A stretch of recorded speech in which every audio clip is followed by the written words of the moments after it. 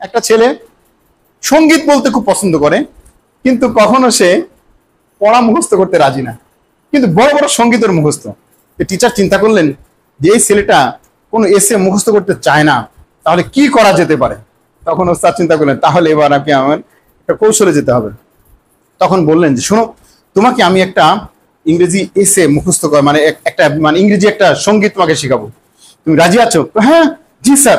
তখন ওকে ও হলো সঙ্গীত পাগল, সবসময় সঙ্গীত মুখস্থ করবে কিন্তু অন্য কিছু না। এখন স্যার এখন পড়ানো শুরু করছেন, the cow is a domestic animal, শুরু করে দিচ্ছেন। The cow is a domestic animal. It has four legs, two eyes. ও ছেলে বলছে it has two eyes, two legs. মানে ও তখন শুরু করে দিচ্ছে এরকম। তখন ও কিন্তু খুব আনন্দিত হয়ে ও পড়তেছে।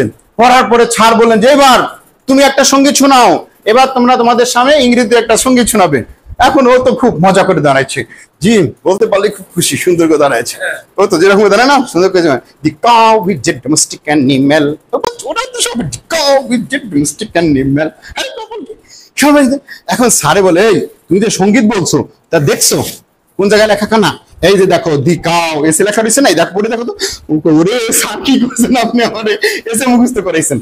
আসলে এই জিনিসটা যদি ওকে বলা হতো মুখস্থ করো, the cow is a the cow is a domestic domestic domestic animal, the cow করতে করতে করতে করতে জান শেষ। ও সারাদিন আম নাম নাম নাম করবে, পড়া হবে না। ব্যাপারটা এরকম না?